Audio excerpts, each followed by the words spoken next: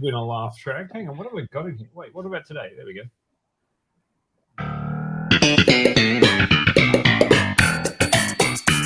Hey everybody, and welcome to the periodic table of awesome. There is nobody watching, but this is being wasted. How about that podcast? What's the deal with books?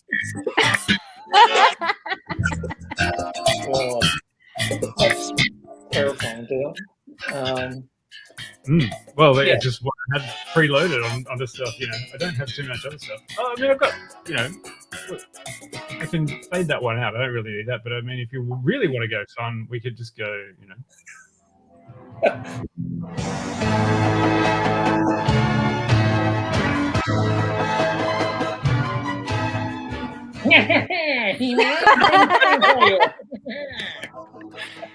Quinny, did you get a new toy? Yes, I did. He's my Skeletor that I'm. I'm going to do this because fuck it, why not? Yeah. Hang on, going to get some light onto the subject. Oh, perfect light. That's just a paper bag over a light. Yeah. It's still overexposed. Scream, Dion. He has the cool thing in his chest where you hit it and it changes, and I love it. Okay. I like that Jill's like, I don't give a fuck when you get on with it. That's why I can't even fucking see it from here. What's that, sorry? I love that you love it. It's good to have things you love. You know what? You know what I really love? When my beautiful, lovely lady brings in. Wow, look at that. I know, right? Yeah, we're back to Quinny's mukbang. Yeah. Hey. This is everything I should have eaten before. All together, wrapped into one. I mean, we've got music, we've got lights, we've got toys. I was going to ask Quinny, what book is He-Man based off? I believe it's based off Actually, I've got it right here. It's the tiny little mini comic that came with He-Man in the toy. Cute. Yes. To answer your question, Rob, it's an Origins one, so it's a new updated one that actually has articulation. That thing I don't have. Yeah, you're immaculate, Quinny. Oh, your face is immaculate. Not really, but my jumper is immaculate. Oi, oi. Yay! Hey. Go Greyhounds. Oh man.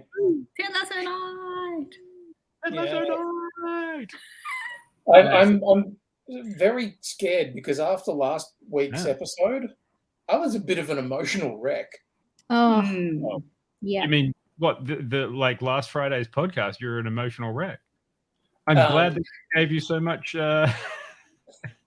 enthusiasm, Quinny, about and power. Oh, you're talking about Ted Lasso, right? Ted Lasso, yes. Just in case anyone who doesn't know where AFC Richmond is coming from. Shame on you all for not knowing. Yeah. Shame on you all. Rob, who wrote Conan? Dion, who wrote Conan? Arthur Conan Doyle.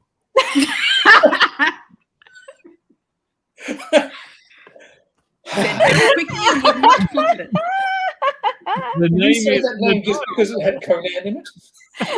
Well, that's where he came from.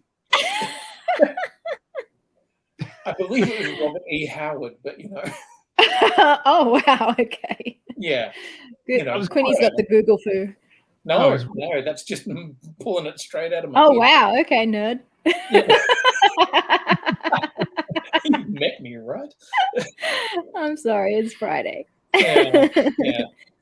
Just so everybody is aware, we are this is going to be one of the more loose ones that we've done. Oh, we are having a casual night because we were going to have a planned night of deep Narnian discussions, for which I have done a lot of prep. I have now reread. Listened to actually, and there are some pretty good people reading the audiobooks of Narnia, the entire series in author's preferred order. I have rewatched all of the available BBC Narnias, and I have watched the movies, and I've read The Problem of Susan. So I was doing a lot of Narnia work this week, but also kind of realizing that there was a lot of magic in that book for me as a child that maybe isn't there anymore. And when we decided we couldn't do Narnia tonight, it got me thinking of me and books and being little and having things read to me before bedtime and all of the magic that used to come out of that for me as a kid. And this is why I'm not... Yes, Peta's done her homework and everyone else's homework. That basically sums up me. I like to think that if we were at a magical school, Peta, you would be the one saying Leviosa. Leviosa. Yes, that would absolutely be me. But I identify very strongly as Ravenclaw. So. Me, I'm puff and proud, bro. Yeah, I'm a puff. Yeah. I like to think I'm a Puffendor, actually. Puffendor. Puffendor. Puffendor, yeah. See, I'm not a Gryffindor. I'm not going to even pretend to be a Gryffindor. Like, you guys have met me. I do the homework and I follow the rules. Like, okay, here's a quick... Okay, I know that you all know who you are. Mm-hmm. So what do you think I am? Because I did the test and I was like, surprising. But anyway. Oh. Yeah. I mean, I think we've got a puff and stuff. Yeah, I want to say Slytherin. I feel like you could make a very good Slytherin. What, out of other people in my house? Just stitch them together. Yeah. I mean, it sounds like a Slytherin kind of response to that. Yeah. Yeah. No, I didn't. I went on Pottermore and I did the whole thing years ago. And Yeah. You are Ravenclaw. And I was like, really? And then I did it again and I got the same house. And I was like, oh, motherfucker, I guess I am. I have to admit, I haven't done the quiz. I just know. Yeah. Oh, yes. There are some things that you don't need to do the quiz, Peta. No. Yeah. Well done, Peta. You and I are in the same house, and that's a very interesting eventuality. Like, I can see it though. Like, you know, if you're going to have that thing of two people who are both, you know, different aspects of the one house, I can kind of see it. Like Jill and I have they're the coins. In what fucking universe am I as fucking Ravenclaw? I don't know. You're. No, I've got nothing. My propensity, No, I have no idea. my propensity for black. Does that work? No. Okay, fair enough. Let's go. Oh, well, sorry. Yeah. Yeah, we'll derail this. What are we talking about? Yeah, Books. well, I mean, kind of. I guess Harry Potter could be counted in this conversation, but Harry Potter comes a little bit late for me for magical childhood book experiences. And I think this is also why, guys, you know, I'm not a comics person, and I think it's really sad that I'm not a comics person because I think that I would have loved comic books as a kid, but nobody ever gave me a freaking comic book because I was spending so much time reading, and as you know, a young girl and a big reader, obviously everyone was like, oh, she's cool. She doesn't need this entire other genre of magic. So I wanted to ask everyone, you guys and everyone in the chat, like, as like little kids, what was your like most favorite magical book experience as kids? Because I might have said Narnia a few weeks ago, but now I think I've ruined it for myself by rereading it. Oh, no. Oh, so I feel like maybe I have to get some other. Right, like find something to replace the Narnia. No, not to replace the Narnia, just to like to find out. Sorry, I think I might have been hanging myself just then because I was like, everyone is paused. Not to replace the Narnia, just like. I want to know what everybody's book experiences were. See, okay, so Rob has said The Hobbit. He got an illustrated copy for his 10th birthday. The Hobbit is a great one. So my mum used to read to us every night, and she used to do voices. And she may not be as good as Quinny at accents, but like, I'm gonna as a kid, the salty line that it was. I fucking want your mum now to to give It us actually our wasn't best intended to be salty. Quinny isn't Quinny. to leave you a voicemail with the best Sean Connery, and we'll just play it and be like, "Oh, it's way better than Quinny's." Quinny's an actor. My mum is a teacher, but she did great voices, and she read us The Hobbit, and that was an incredibly magical book experience for me. Okay. How old were you guys when you first read The Hobbit? Ever? If you ever have read The Hobbit? No.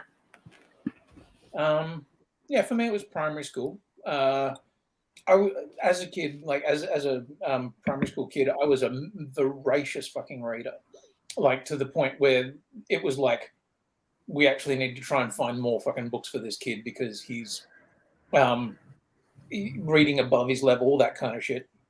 And it would have been probably grade 5, grade 6, something like that.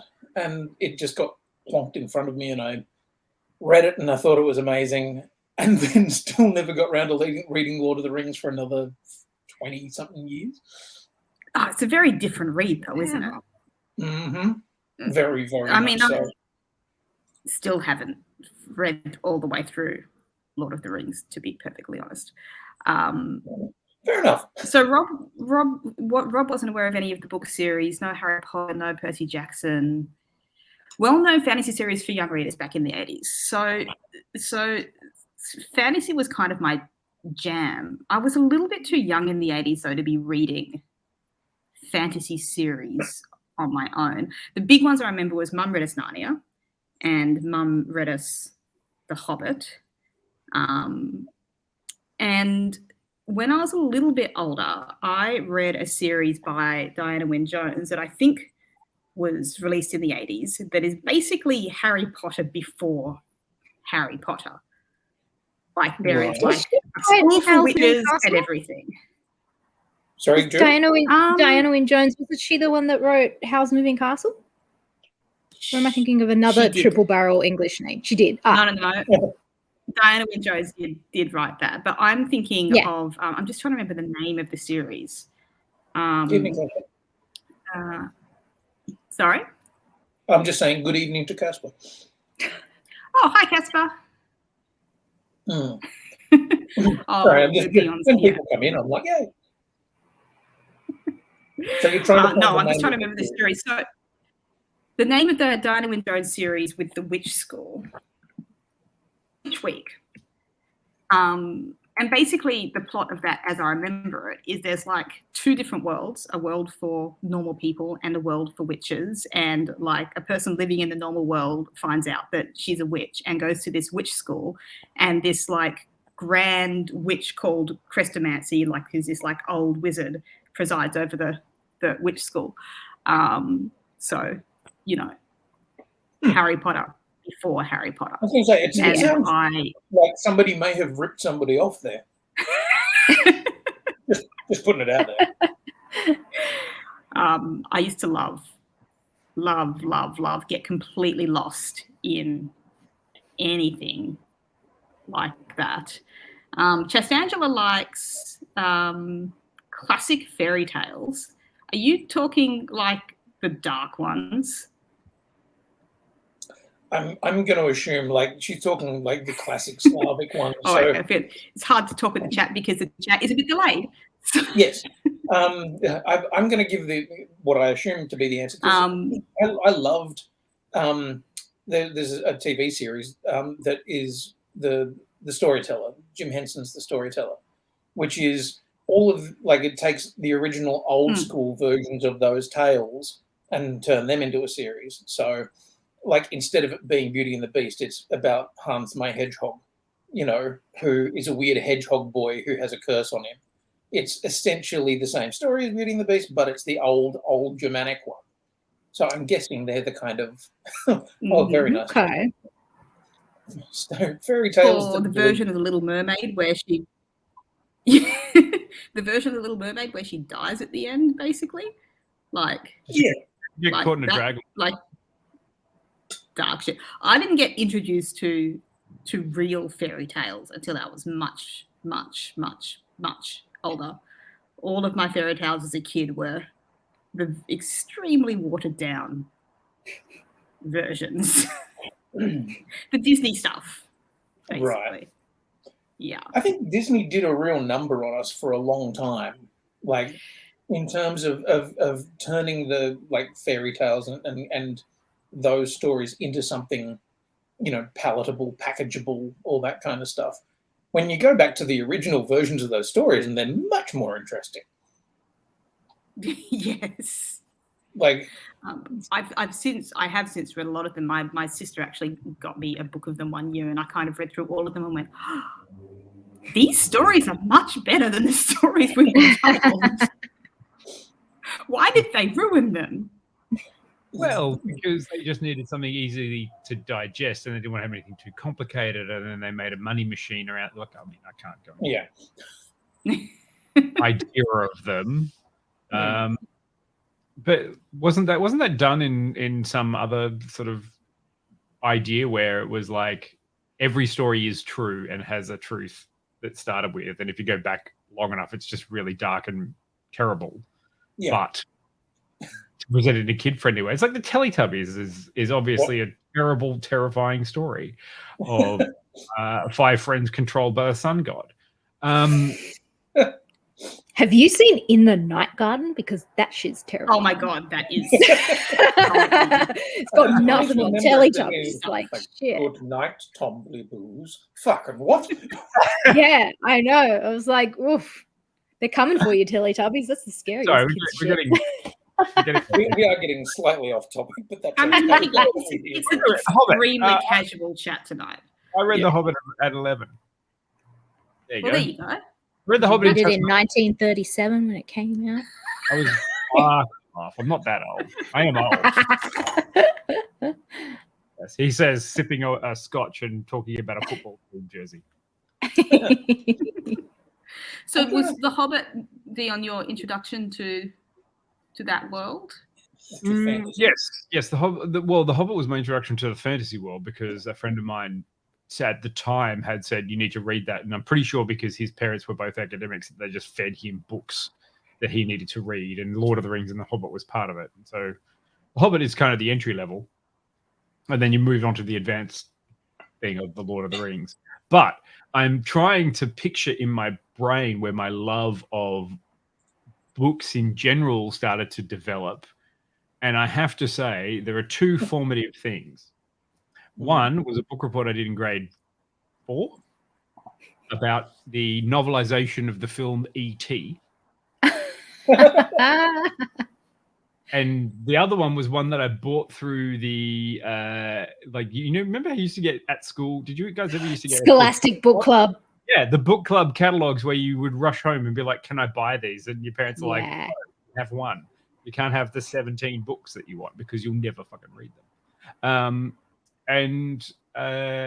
I read a book called Space Demons by fuck yeah, Gillian Rubinstein, and I have the oh my god, that is such a good book. The cover of wait, hang on. You should be able to share a screen if you need. Yeah. I'm just going to share it up there quickly. Wait, how do I do that? I like that you're like, yes, in real life and in the chat, Peter. I was saying yes to chat to Angela in the chat. How do you add the screen? Or can you see that right now? I don't really know. No, you need to share. Like, oh, how do I make that one active? I can see one. Oh, hang on. There. Maybe. Hey, there you go. That cover. Isn't that just the 80th thing of 80'sville? Is just I love the computer font. That's cool. Yeah. And there's a guy with a mohawk and some weird thing. Look, they gave a kid a gun and he's got a natty sweater. Like that is. Zoom it in a bit, can you do? Oh, hang on. No, I can't really. Okay. Right. But it's a shit. Like, look it up. Space Demons. Come, we're going to talk about this whole sort of thing. But the 2 funny things I want to talk about quickly are the formative thing is the book of E.T. And the greatest thing about that is I had to do an assignment on reading the book E.T. and I didn't read the book E.T. and I still gave the presentation to my class. But there was a girl in my class, and I can't remember her name, and she was livid because she'd read the book, and my presentation of what was in the book was not what was in the book. No, because the book of E.T. is significantly different from the film. About this book I just made up. I just made up what I thought was in the book based on the cover. Oh my god, that's amazing. So not even like, oh, I watched the movie and then I wrote the book report. No, I had not been like it was a different thing. Like I hid under the seats at the cinema. That is not Ravenclaw behavior, Dion. Yeah. No, it's totally not. Ravenclaw fucking is out. You are very definitely Slytherin all the way. That's my hilarious ET story. Like the girl in primary school who was furious with me and even like argued with the teacher. Like it's not what was in the book, and I was like, well, that's what I read. Read between the lines, girl. Yeah, I just made shit up. It was bad. But I remember it specifically. It was like, okay. Yeah, so that's the ET story. But the next one was the Gillian Rubinstein reading Space Demons and then reading the rest of Gillian Rubinstein's books, which was great. And then running into her at a convention and going, oh, holy shit, you're Gillian Rubinstein. I remember all your books. Wow. She wrote fantastic books. Did you read Galax Arena? No, I didn't actually. I read that Space Beyond, and then Beyond the Labyrinth, and then Sky Maze was the next one after Space Demons that I kind of read. Yeah, but I kind of like I wanted like that was great, and then I put it down for a while, and then I read a whole bunch of other books by Leon Hearn, which were set in Japan, which are the Across the Nightingale Floor, which is I've heard of that. That's Gillian Rubinstein's pen name, and it was adult books. And I was like, yeah. So I kind of read books as a child and then books as an adult, and they were both by the same author. So it did spin me out a little bit, and I was just kind of like, "It's really nice to meet you." And of course, she was just terribly polite and like, "I have no idea of anything about you, young sir. Please leave me alone." The fun thing about Nightingale Floors, I've actually experienced one in real life, and it's really? cool. Yeah, that's amazing. Yeah, so I went to it was like a feudal castle in Japan, and when you walk on the floorboards, they make this beautiful whistling sound. It's like creaking, but it's like do do do do do do as you like walk, and that's where the name comes from. It's supposed to sound like a nightingale. But it was to alert like the nobility that were sleeping if like ninjas or samurai or whatever were coming in the middle of the night to like murder them. Fucking ninjas, always. Rhino in the chat. Hello, Rhino. It's Nijo Castle in Japan. Probably Nijo. I don't remember. Right. Yeah. There's probably a lot of castles that have it.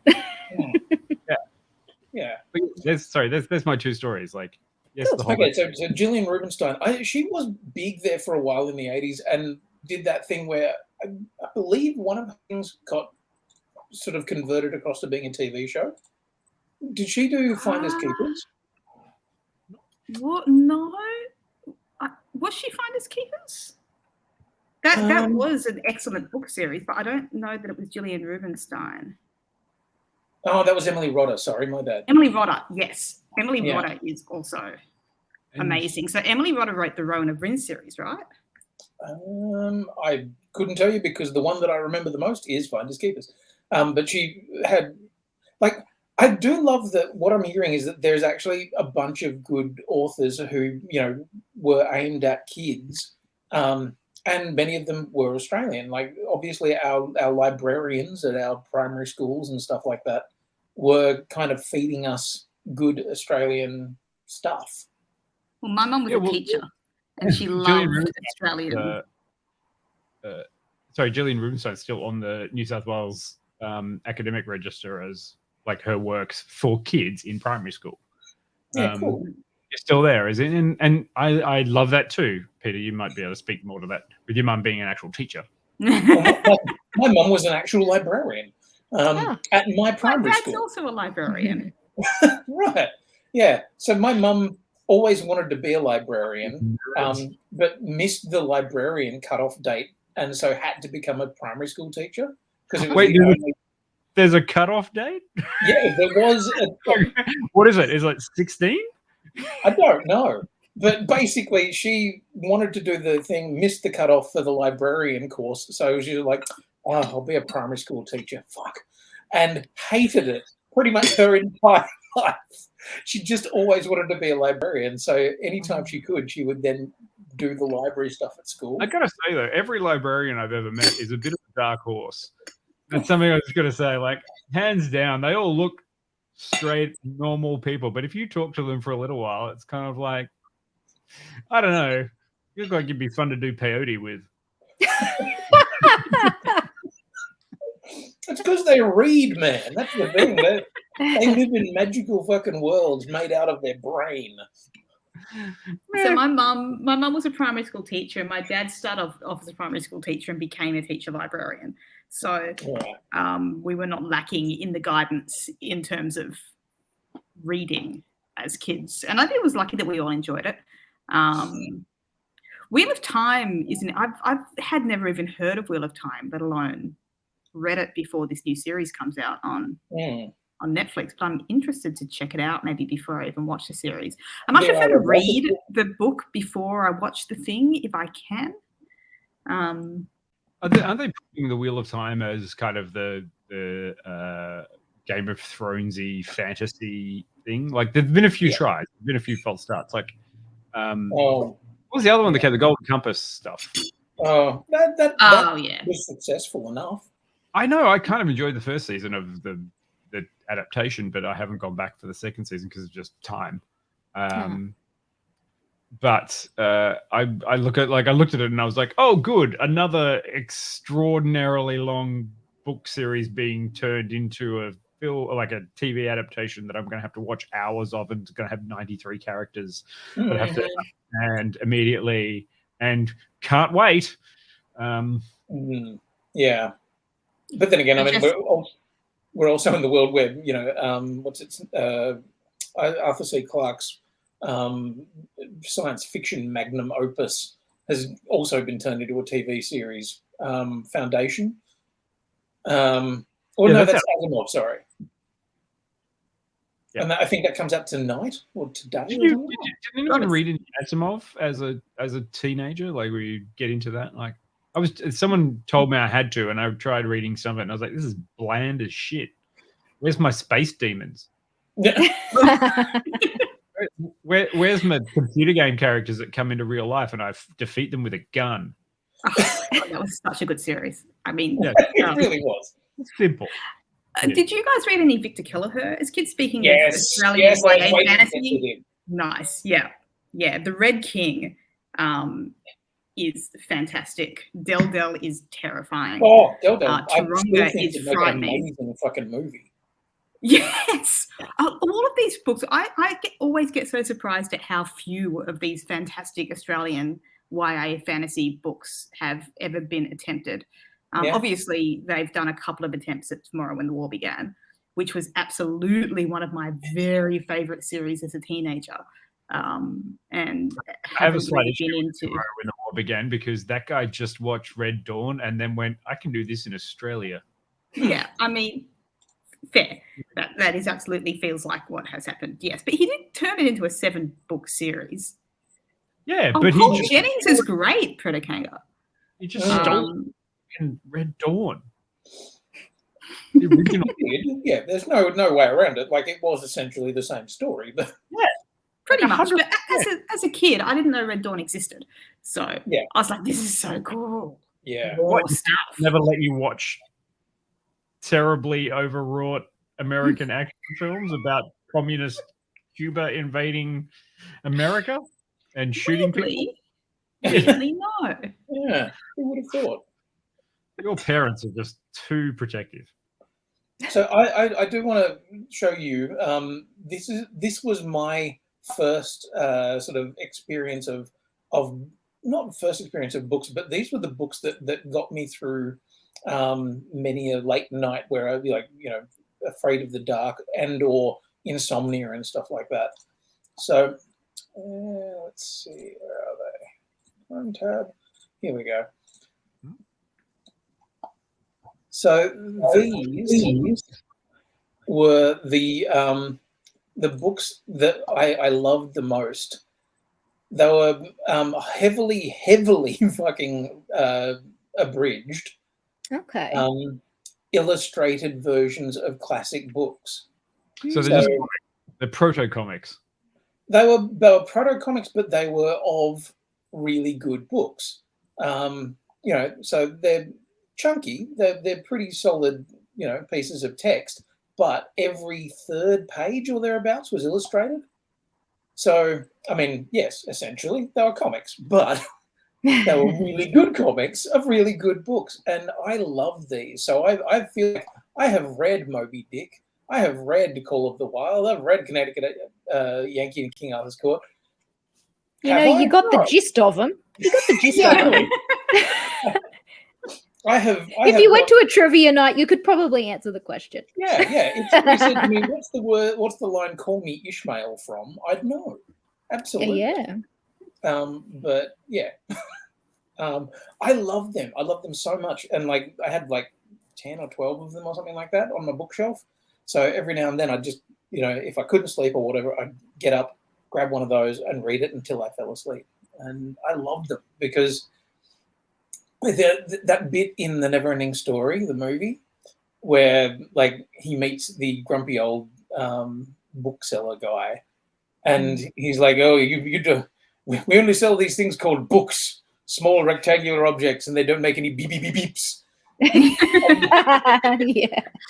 And then, isn't that that's a trope? That's something you have to write into every single adaptation or something of a book made into a film, because it keeps popping up every time and again. It's in everything. It's just oh yeah, back in my day, movies were called books. Yes. It's yes, it's all written down somewhere first, and sometimes someone assembles those pages and puts it in a paper form, and then people adapt it and make a movie or something. It's called a script. Yeah. Say. But that was the thing. And then Sebastian responds, "Yeah, I know books I've read," and then just lists off 12 books or something. And I'm like, "I've read all of them." Did you ever read The Once and Future King? Sorry? Did you ever read The Once and Future King? No, but I read books about Arthur. So I read, a King Arthur book, which was, probably a weird bastardization of Le Morte d'Arthur or something like that. But no, I've never read The Once and Future King. Have you, Dion? Tell us about it. Yes, the Once and Future King by Chaucer was referenced in the X-Men movie by Professor X as he taught it to his class, and I have never read the book. How are you a Ravenclaw again? The answer, Jill, is I don't know. This is Hufflepuff behaviour, Dion. Yeah. There's a Hufflepuff with the side of Slytherin. Slytherin. Yeah. Heavy Slytherin. Cider puff. I didn't know there was such a thing as a Slitherpuff, but now I've met one. I slid through academia not knowing what was happening. Excellent. No, it's just the one I haven't read. The other category that my mum really enjoyed reading to us, and I think still enjoys reading herself, is historical fiction / fantasy. So one of the ones I remember really clearly was Playing Beanie Bow. Oh, wow. By Ruth Park. I really clearly remember. Another one was called Riddle of the Trumpeter.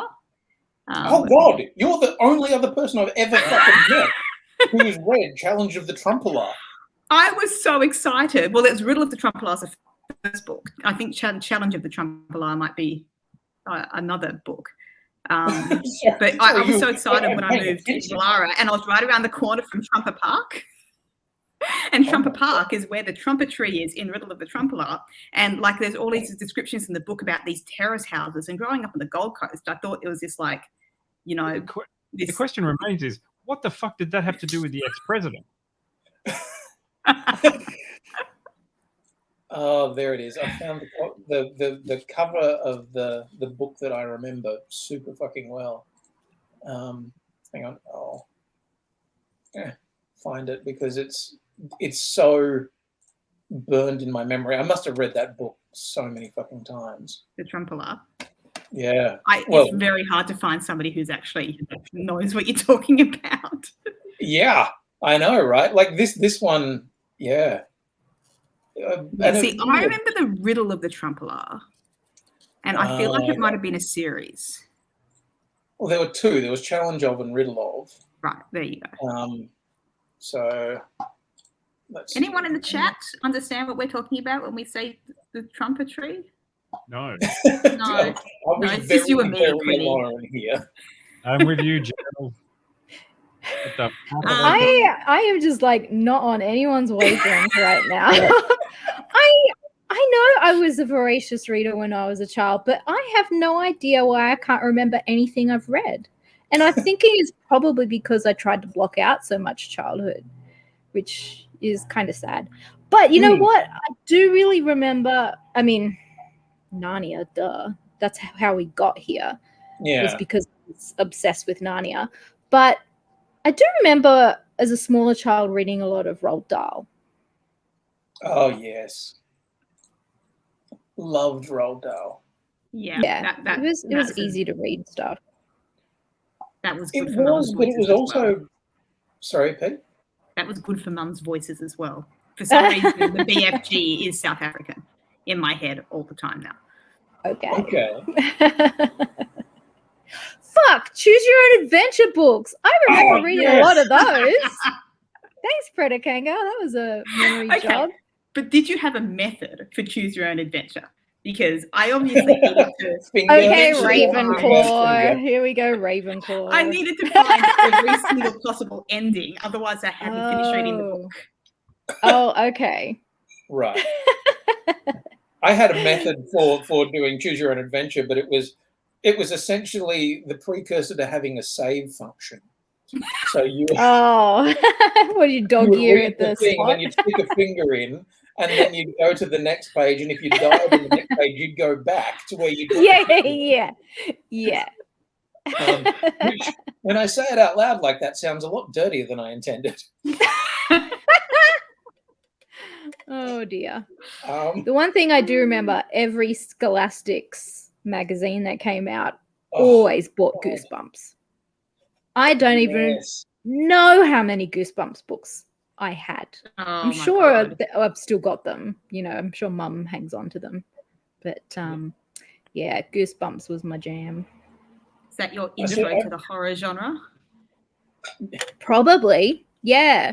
Because even though ventriloquist dolls like freak me the fuck out, I loved that trilogy series of the creepy doll, like Night of the Living Dummy or whatever it was called. Yes, I remember that one. Yeah.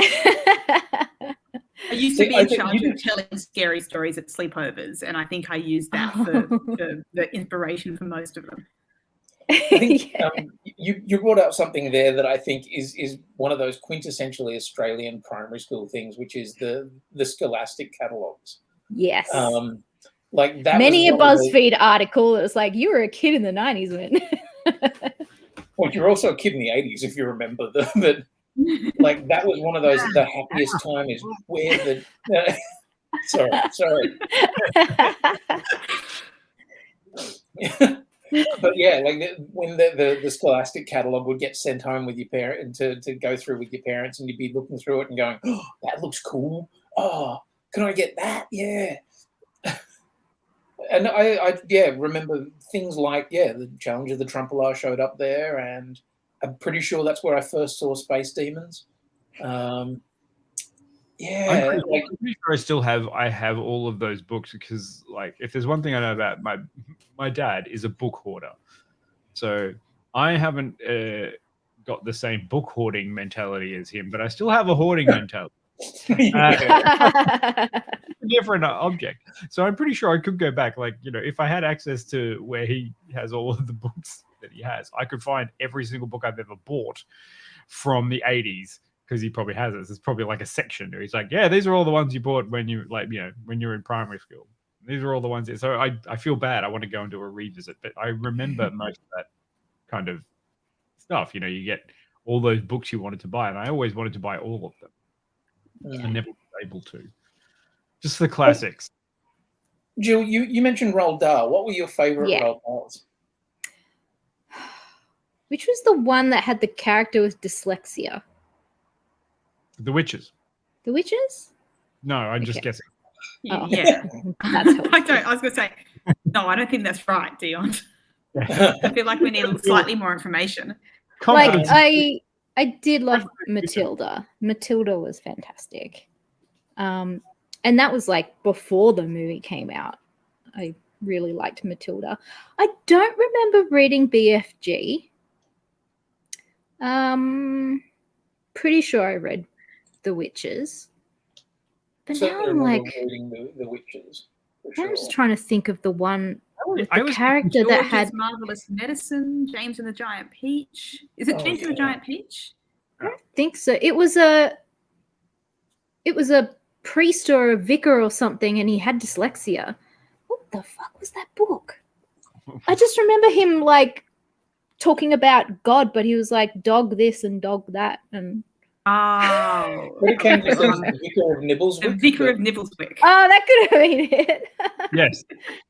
I love that. Yes. Google it for us. Yeah. Book, Roald Dahl. That was a I funny always get one. confused. Like the big friendly giant, I always get confused with the iron giant, and it meshes into Oh, my dear. brain somewhere. It's the big friendly iron. I'm like, sure, same dude. Yeah. I'm trying Do to you think. guys Like, read, you go. Sorry. I was just going. Just as we're talking, all of these books are now popping back into my head at like lightning. Yeah, me too. What about this one? What about that? Did you read this one? So we've got like Jackie French is a big Australian author of many books that I read as a kid, including one called Somewhere Around the Corner. Does that ring a bell to anyone? No. So it was another like historical fiction kind of one. I mean, I think because my mum was super into that stuff. A lot of Jackie French's books are that kind of fantasy history blend where some kind of magical thing happens that your character goes back into the past and experiences, Australia in a different time. And Somewhere Around the Corner was one of those. There was another one called Walking the Boundaries that I remember super vividly, which was another like time travel kind She's of written thing. 140 books, so that probably explains why I haven't. Like, holy shit. Did you ever do the Famous Five books? Yes. Oh my god, like Enid Blyton? Yeah. Oh God, that was I was- never read any Enid Blyton, and it's so weird because that was like my generation.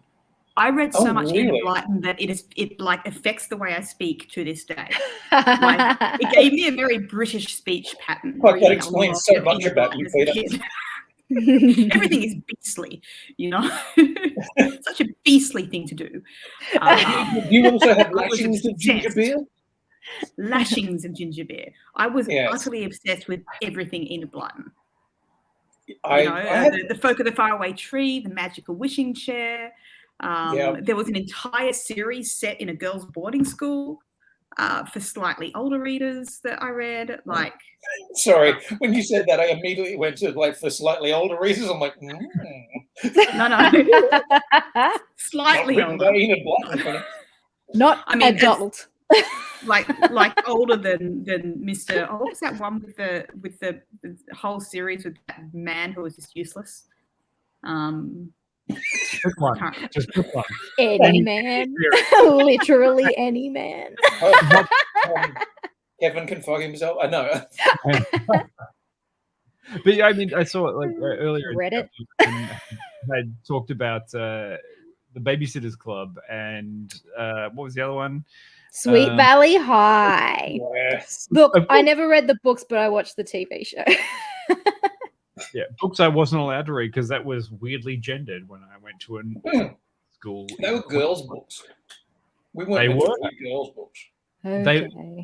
I know. I went to one of the most misogynistic places in Australia at the time. No lady things. That's weird.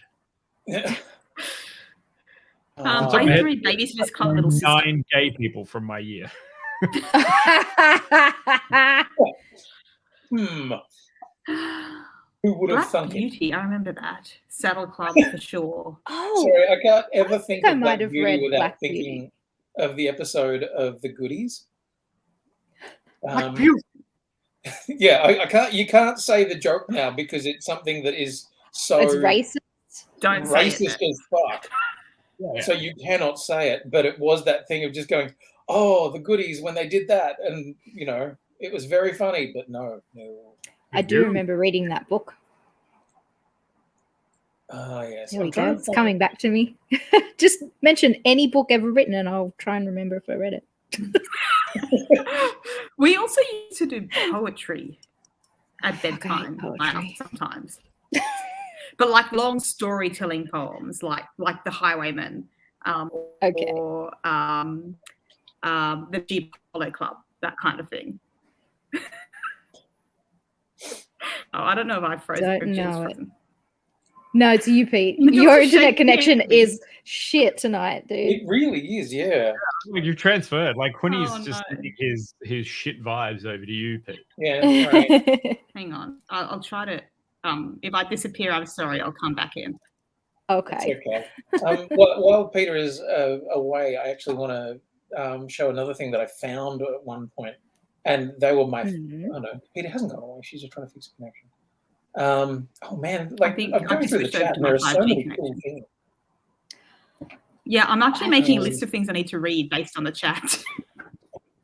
Yeah. I need to Google something because I've just remembered a book. I think it was a book that I liked. I like that but it came with toys. Came with a toy. Now I'm trying to remember what it was called. So this was a series that I remember probably early high school, maybe late primary school. It showed up in one of the the Scholastic book club things, and I was like, "Fuck yeah, I want to get into these." So these were the Worlds of Power books. So they basically just did a series of novelizations of Nintendo games. What? Yeah. That is crazy. Yeah. And I fucking loved it. Hang on, I'll just come on. This was like a novelization of Mega Man. Like a novelization of Castlevania 2. I still stand. Castlevania is like going off right now. Like they've got all the anime on Netflix and stuff. I still stand by the fact that I think that the He-Man toy range was a backdoor way of introducing kids to reading, because every single He-Man toy came with a tiny comic book that you read about the character that was going on, including having all the messaging of like, oh no, but it's fine. I know that this person is a snake demon, but he gets beaten up in the tiny comic book that's in there. So you would have the toy and feel like, great at doing it, like doing all those things, and then you get to read something about it. And this is the kind of transference. It's like, yeah, here's the computer game, but when you're not allowed to play computer games anymore, you need to read more about it. You want to find more backstory. And I love that. And I find it hilarious because I wonder whether or not, Hideo Kojima had anything to do with the novelization of Metal Gear. My guess is probably not. That might be some research for you to do. I know. A novelization of Pac-Man, yes.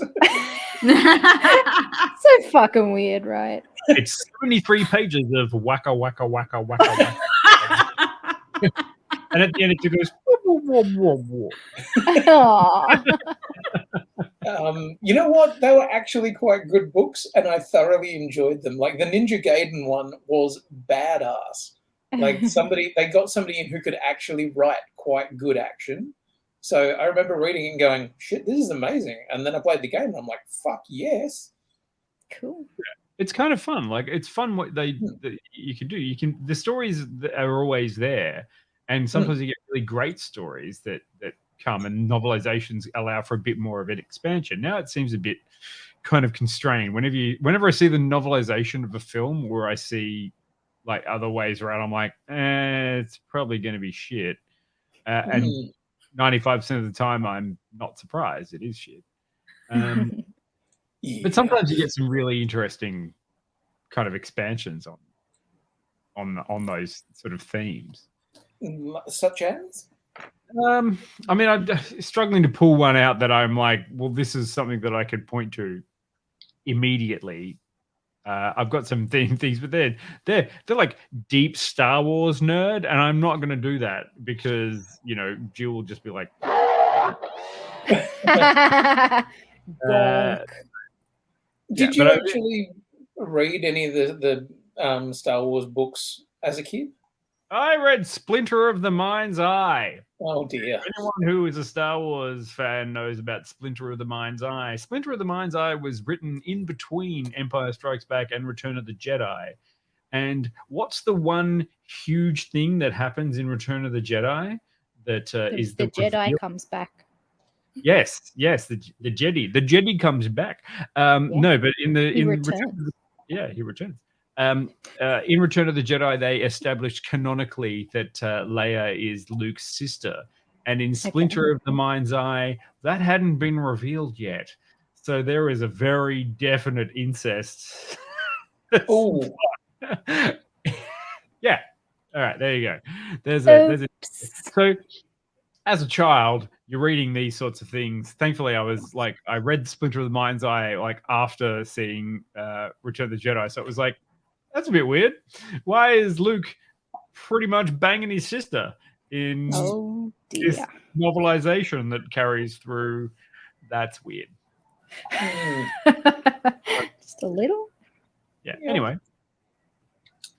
But of course. It's completely fine. No. What about, has anyone else got any good, or even in the chat, have you got any books that we haven't talked about yet, or things that you remember? Desperately trying to find a series that I loved. They were really great sort of boys' own adventure kind of stuff, but it was like of this young spy. And I'm almost 100% sure that they adapted a couple of the books into episodes of MacGyver. Because there were bits that I was like, hang on, I know what's going to happen now because I've read a book where this happened. Wow. Okay. And I cannot for the fucking life of me remember what their name is. That's not the terrible one of the Irish kid with Judi Dench playing a leprechaun. No. Not Atticus Finch. Can you imagine if Atticus Finch was like a child spy and then he went to like to defend black people against prejudiced towns? Is that the sequel to Kill a Mockingbird, which is 2 Mockingbird 2 Kill?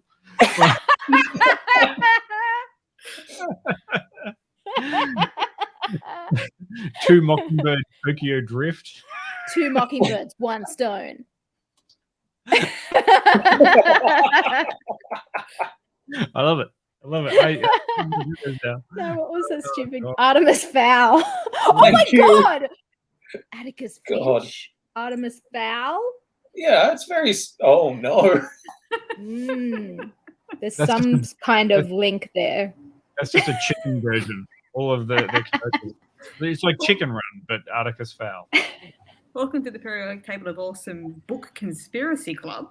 Yes, that's us.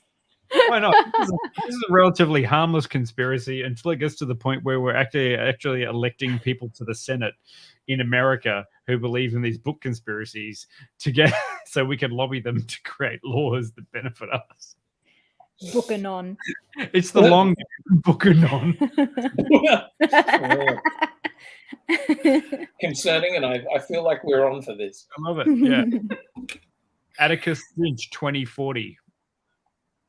I kind of like I miss, like, this is going to sound like super depressing for a moment, but I a little bit miss what reading was when I was a kid.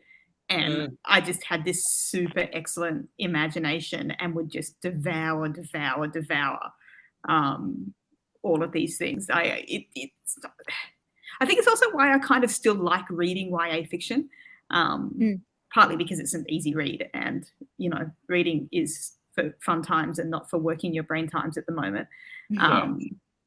Also because I think it kind of reminds me of how good reading was when I was a kid and how much of an escape it was for me at the time, because I didn't have as many other escapes as I do now. You know, in the 90s, we didn't have Netflix. We didn't have a Nintendo 64 though. Is there any book series that you have something of, like you have the book or you just never read it? Like there's something that everyone else has read, but you have it, or you've tried, or someone's given it to you, you just never. Yeah, Lord of the Rings. Same. Halfway through the second book, and I'm out. Oh God, it's just I a couldn't really even long get meeting. that far. It's just a really long meeting. Sorry, Can't Dion. even get that far. I think I got up to a bit where they're in a forest and they meet a dwarf, and then I'm like, oh God, I can't fucking do 5 paragraphs about what color his hair was. I'm like, shit. I had some teachers in primary school that were impressed that I was reading Lord of the Rings. It was a slog, but I read it, and then someone convinced me when I finished it to do the Silmarillion, and I was like, "Oh God, no! This is Did they hate you? It's just genealogy. This is an academic textbook." That's something I did like reading. I liked reading encyclopedias. Oh, encyclopedias! Learn stuff.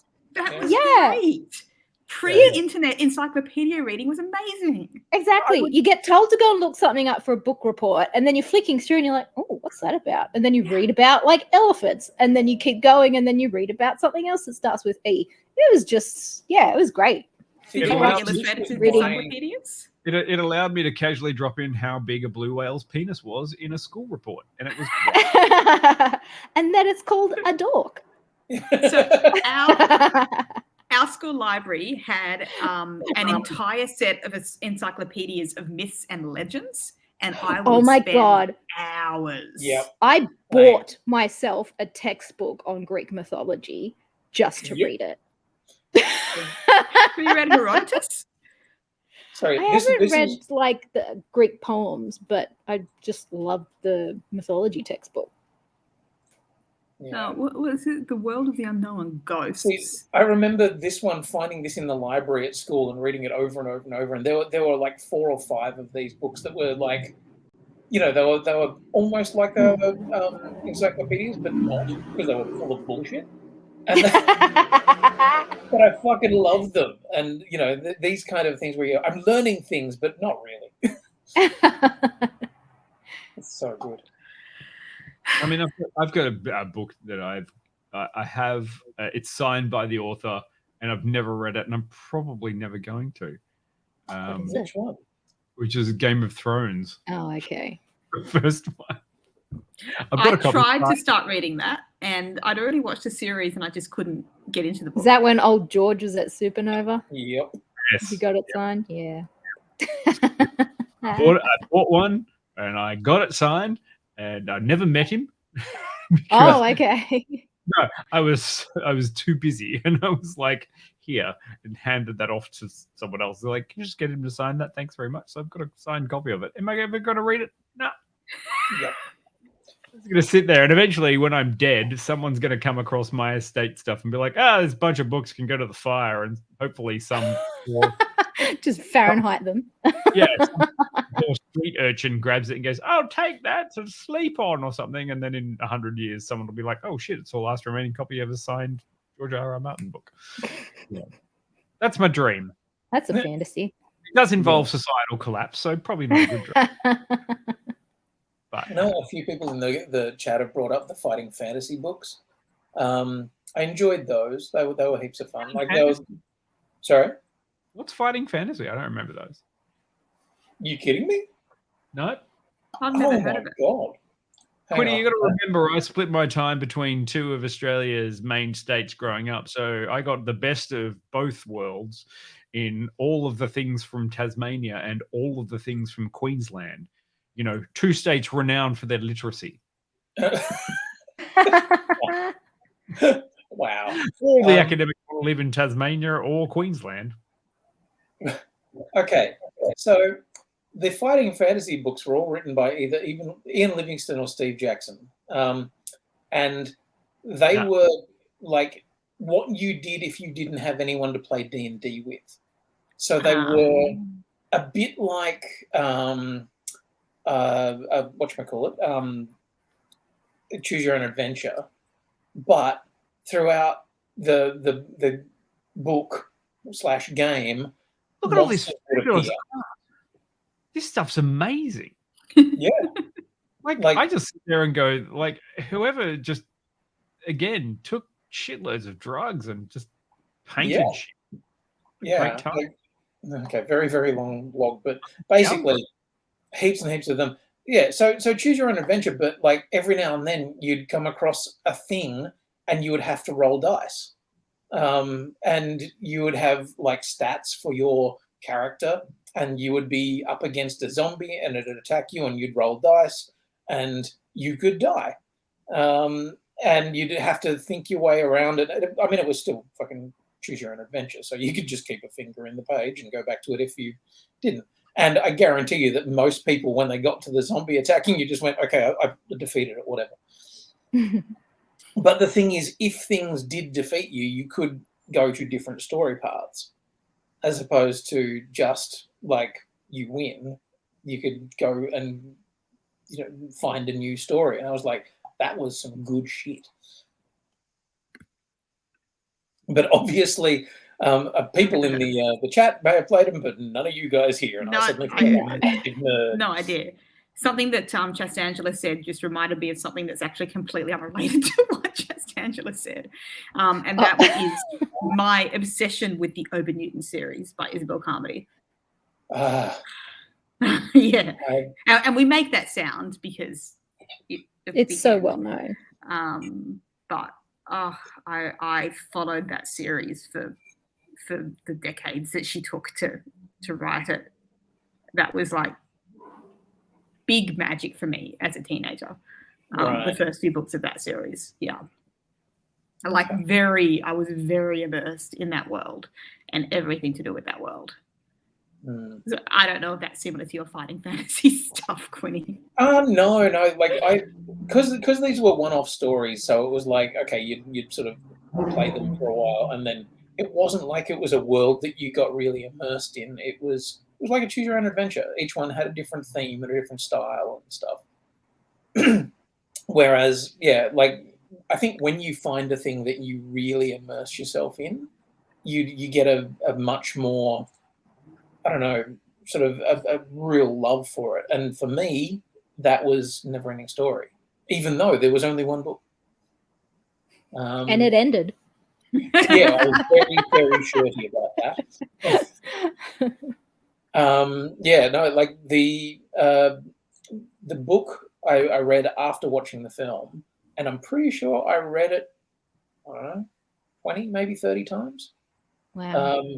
Like easily once a year for like multiple years, and probably 2 or 3 times in some years as well. And I just loved it. I'd be intrigued to see whether there are different translations of it because it's from German. But I'm so used to the translation of it that I've got that, and I loved it because there were so many weird names and things that probably had some kind of made sense in German, but they just didn't translate that across. Right. So, like the rock biter in the movie is the big dude eating rocks and everything. In the book, his name is Personichzarek. What? I will find his name. It is quite literally Personichzarek. How did you read that? How do you sound that out? Well, as a kid, I just went, that's the, I did a pretty good job of it too. His name is quite literally spelled, oh, fuck's sake, paste. No? Bjorn Kratzark. All right. Yeah. That looks accurate. Yeah. Have you stuck it in Translate? No, shit, I never have. We're about to. Yeah, so there he is. let's see what it translates as. I am. I'll come back to this while we talk. I am. Quinny, go to Google Translate and type in his name. I will. Okay. From German, I'm going to guess. From German. I would say that is Eastern European more than German. Yeah, it looks like Czech to me. Auto detect. Too many consonants, not enough vowels. True, though. I mean, the author was German, Michael End. Never read Tamora Pierce there, Peter. Sorry, what? Tamora Pierce? You never read Tamora Pierce? I never read any Tamora Pierce. Oh, my goodness.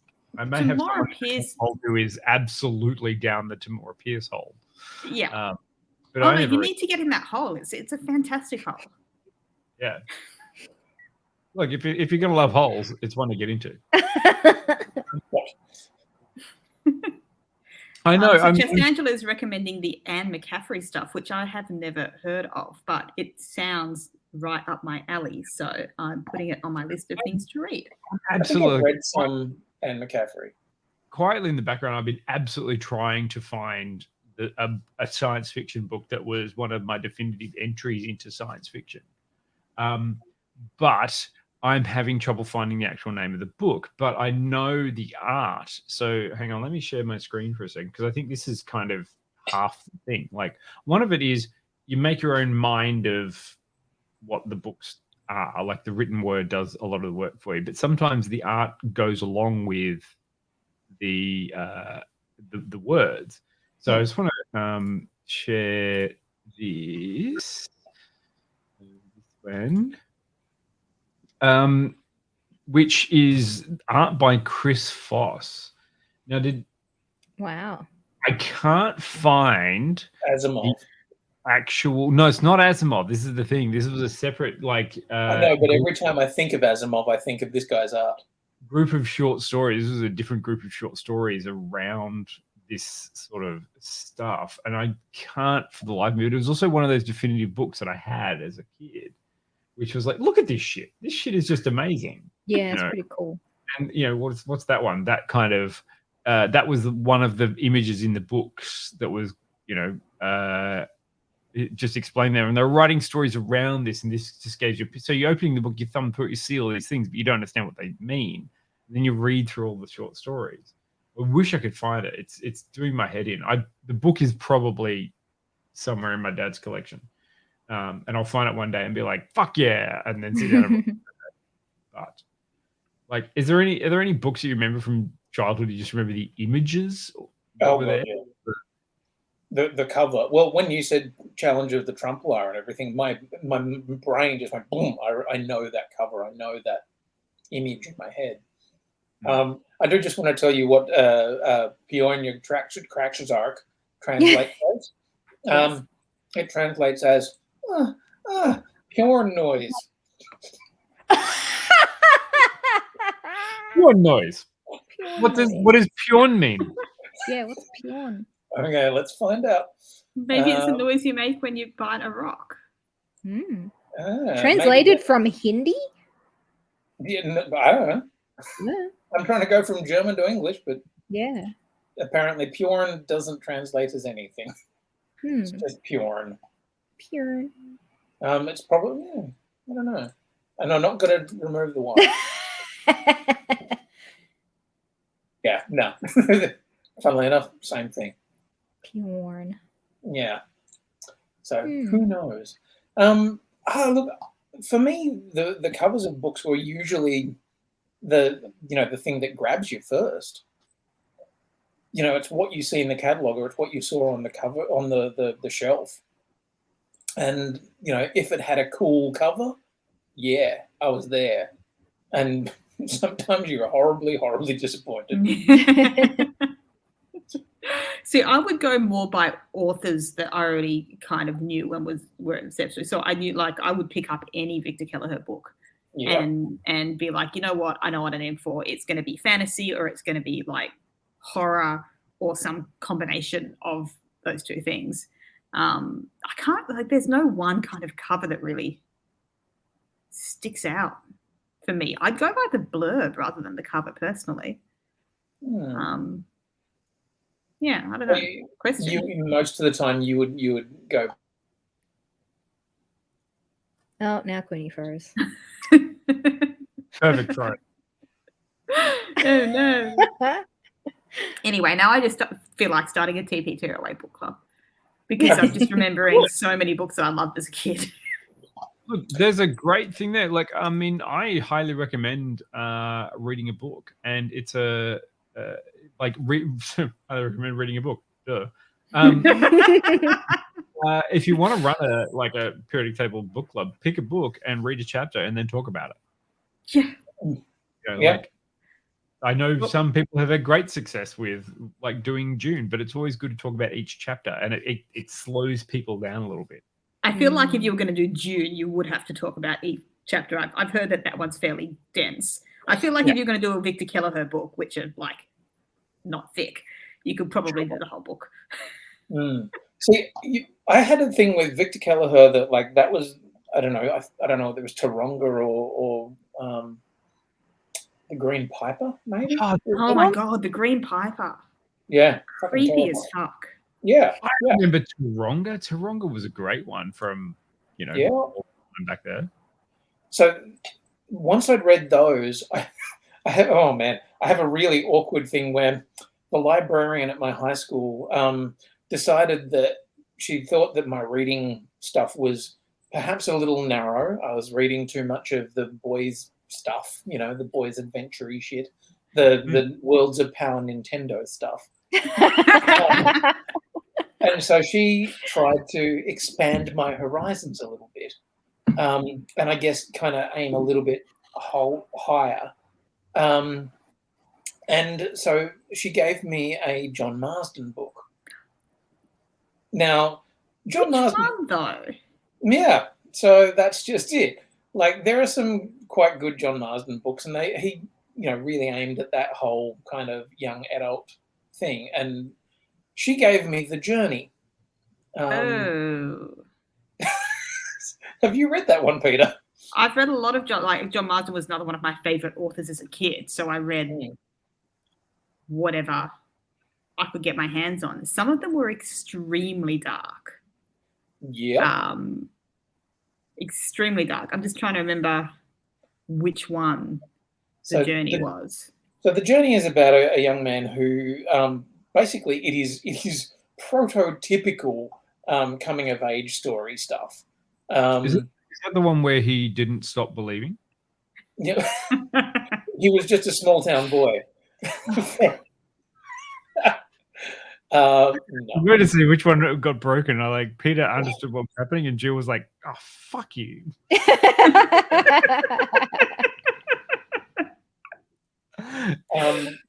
So he's a boy who, and a part of their coming of age thing for this particular town or whatever that he lives in is that they have to leave and go and do something. Fuck off. Go and take a gap year. Do whatever you need to do. You have to go on a journey before you can come back. Sorry, Joe? Become a Pokemon master. Yeah, exactly. Throw some balls at some animals. And 10-year-old leaving a town, go on a journey. Yeah, well, this guy's probably a little bit closer to 17, 18 or something like that. So he's already a master. He goes to adult jail. Yeah, he's going for Rumspringa. But I was reading this book, and we had our silent reading time in English, 15 minutes at the beginning of every lesson. And so, I was reading a book, and I got to the bit where I feel like such a fucking child looking back at it, because I got to the bit where he starts exploring his own sexuality. And up until that point, I hadn't read any books with this shit in it. And I was reading it, and so he's inside a stable, trying to get away from the rain. He's hiding there, and he's toweling himself down with this rough towel. And he's exploring himself. Exactly. And I'm reading, and he's doing what? And then and I got to the part about white jets across the hay, and, this is like, and here's me in class going redder and redder and redder. Did you kind of like close the book a little bit, bring it closer to your face, like don't let anyone see what I'm reading? And then, of course, me, the teenage boy, was like, Dad, come here. Look at this shit. And of course, within a matter of 5 minutes, why were there suddenly 5 teenage boys all huddled around one book, sniggering? Yeah, because I am a fucking child. You know what's really sad? I do know that I read that book. I just checked the synopsis and I've got a vague memory of it. Have no recollection of that scene. Probably had no idea what was happening when I read it. So, this is weird. Moving on. Yeah. There's a section. I have to say, I think it was a John Marsden book was what helped me finally figure out what the C word was, because nobody would tell me as a kid. Oh. Wow. But there was I had no idea what OPP meant. OPP. Yes, you down with OPP? Yeah, you know me. You know me. And I was like, I asked my sister at the time, I was like, what does OPP mean? And she's like, I'm not telling you. And it took me decades to figure out what OPP meant. I guess Well, no, I this know what a WAP was. Yeah. This was just me like knowing that there was a word worse than the F word, but that nobody would tell me what it was, but that this book had been removed from the school library because this word was on the last page. So of course, being that the school library was my dad, I got my hands on the book, went over the last page going, which one of these words could it possibly be? Until I found one that I didn't recognize. It must be that. Huh, that doesn't seem that bad. Now I'm trying to work out what is it John Marsden, was it? I'm sure it was a John Marsden book. I'm trying to remember which one. Well, it's very difficult to search for, because I'm currently searching for John Marsden C book. Oh no, I don't think that word being in it will be a particular feature that gets talked about. It was one of his older readers, which was fairly dark, I think. Right. I'll take my word for it. I think it might have been that one. Okay. I'm not 100% sure though. Anyway, all the things that books can do for us. Yes. Teach us words we never knew that we now use copiously, because why not? They don't have any real power unless you give it to them. Yeah. Well, books. Cool. I'm glad we all love them. The thing that makes me sad is that I don't read anywhere near as much as I used to. Like, I struggle to think of the last time I picked up a book and really just, dude, immersed myself in it. Highly recommend audiobooks, or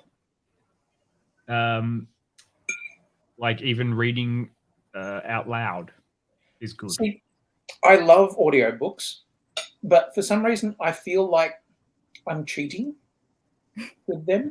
Like, it's not really reading. It's having somebody read to me.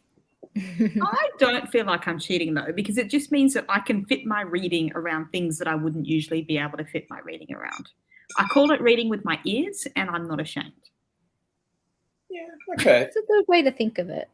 It means that I can read while I'm going on my walk and read while I'm putting my laundry on. Yeah. I would have killed to do that as a kid. I was the kind of kid who'd be falling over because I'm trying to read and walk at the same time. Yeah, same. Yeah. And I mean, also finding the time to just sit and pursue the activity of just nothing, like not nothingness, but reading. Like, sit and go, like, I have time to read now, without making time to read is also difficult. I always used to read before bed when I was a kid. Yeah. And I still read before bed now. But I just read on Archive of Our Own. Still counts. I have an audio book read to me when I go to bed, like my mum used to when I'm super anxious. And it's better for falling asleep than having the light on, because you can kind of close your eyes and just listen to it, and it keeps your mind off the anxiety things.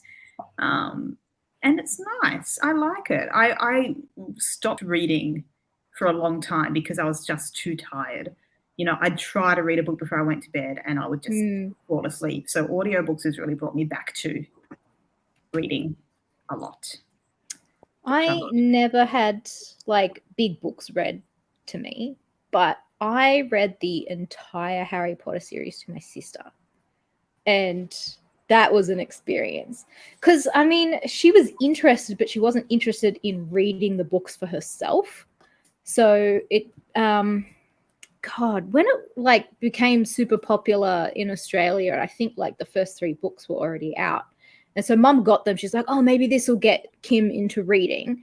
And it didn't because Mum had to read them to her. She wouldn't read them herself. And then I didn't pick up the first one until 2001. And that was when the first movie came out. So I read the book and then watched the movie. And after that, I was like, oh, shit, these books are like really good. And yeah, and my sister was like, oh, can you read them to me? So like as each new one was coming out, we'd read them together and I did all the voices. I'm very impressed that you did that. And oh my God, the 2 of us laying in bed reading the bit where Dumbledore dies and like just crying. And I'm like, I'm trying to get through reading the fucking book. And then the 2 of us just laying there side by side crying. So Harry Potter was always a fight at my house. Oh, really? Dad would get the new books in for the library. And before they went into the library, we'd have like a week with the book in the house before he kind of logged it in. So the fight was who gets to read it first and whose turn is it to read it. And like if you put it down, you know, how you put a book down on the page that you're at, and then like if you leave it unattended, then somebody else would have the book. So it was like a week-long fight of every member of the family, young and old, trying to get the new Harry Potter book read before it got locked into the library. God. Did not have that problem with my sister because we read it at exactly the same time and I just read it to her. I mean, that would have been better. That would have been a better way to approach it than like Harry Potter Hunger Games. Did you go back in and spoil, like just add a few sentences to those books just to be like, you know, Harry ran into Dumbledore in the corridor and Dumbledore went, Harry, I'm gay. Anyway, let's talk about the Goblet of Fire. And like, you know, just those bits to help flesh out the story for future generations. I mean, that would be nice. I feel like if I was reading it to a kid now, I'd probably just add those bits myself. Yeah. I do Dumbledore with like a lisp or something now. Oh my God, Harry. Harry Potter. Did you look at the pensive, bitch? Wait, I never got that. It's like Dumbledore is always looking into his pensive. Is he now? So I'm just wondering, did any of you have comfort books, ones that you went back to over and over and over again? Narnia. Mm-hmm. See? What's a comfort book, Quinny? Well, I mean, we have our Ones comfort that you films. reread over and over again. Depends on the age. Okay. Of the book or of you? Me. Different books, different times. Okay. So actually, the only one that I would consider actual, like one that I can remember as a comfort book, is one that I would reread over and over and over again, was Red Dwarf by Doug Naylor. Oh yes. Because that was one of the first books I ever read that I laughed out loud while reading the book. And I was like, okay, that actually made me laugh physically. Yeah. Not just a... Like, not just the sensible chuckle. That was probably the one that I read probably in my teenage years, where I could keep going back and having a nice time reading it. Yeah. He's gone. Oh dear. Stalled. Oh, sorry. I said.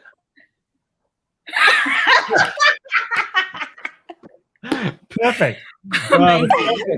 It's now back to Quinny. You've cursed Quinny. One more time. Dwarf books. They were all good, even when they split. Yeah. I love that they wrote one book together, and then they wrote the omnibus. I read the omnibus, which was the 2 books, and then they went and did their own separate stories. Like, it was weird. It was a weird time. But then the other books I read a lot of Star Wars books as Mm. teenager because hey, that was my jam. Still is. Absolutely. Some of them are amazing. Most of them are trash. Surprise, surprise. This is my book that I had my illustrated classics, abridged ones. There was one that if I was scared shitless at night, because I was a scared kid, I couldn't deal with dark, was totally afraid of the dark. I lived in a very, very creaky house that was right next to the bush. So quite often I'd wake up in the middle of the night and just be petrified. And there was one book on my shelf, and I would read this one at 2:00 in the morning while the wind was blowing outside, and it's terrifying and everything. This was my book. It's a black screen. What? 27th annual hippopotamus race. Yeah. Wow. It was like, it makes no sense whatsoever. It is just it's a kid's book. Check out that price. Only $120 on eBay. Sold. Wow.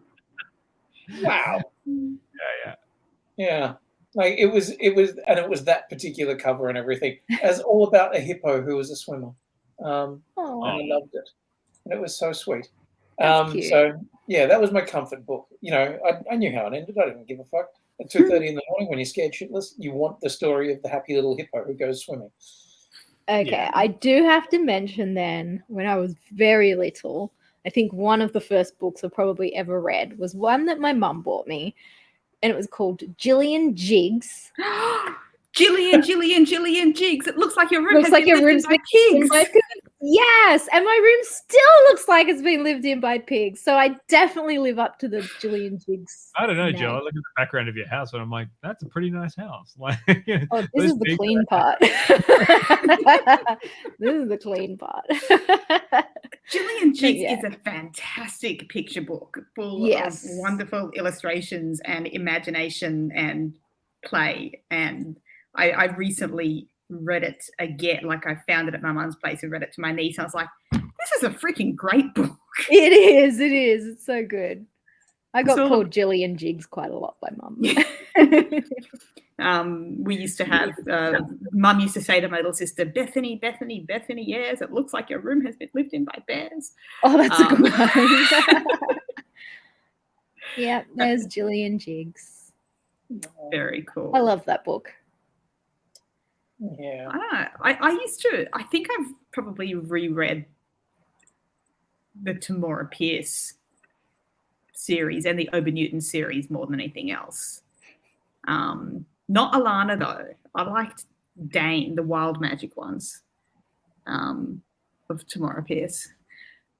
But yeah, I wouldn't say, I can't think of like one book that I could say, oh, that's the one that I would go to reread that particular one for comfort all the time. As long as I had something that was like fantasy escape Yeah. to read. It's always important. Yeah. It's important to have those things. And I love that there are so many of those books that you've read and you're like, fuck, what was that? And you forget the names, you forget everything about them, but they still mean something to you. Mm.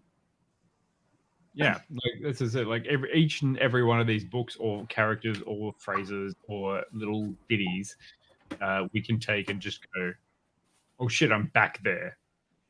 I know what I'm talking about. I'm that person in the sitting in bed with a torch, reading a book that you're not supposed to be doing because it's 10 o'clock and you're supposed to be asleep. Oh, so late, and you're totally getting away with it. But also the regret the next day. Mm. I remember having this device, and it was a bookmark, and it kind of it was long like this, so it clipped onto the book while you're reading, and then it had a lever on it that came up with a light. Yeah, you could read in the dark. It was good. Yeah. Yeah, and it's kind of like when your parents give you something like that, you're like, so you know what I'm doing. Yeah, they want you to read. Yeah.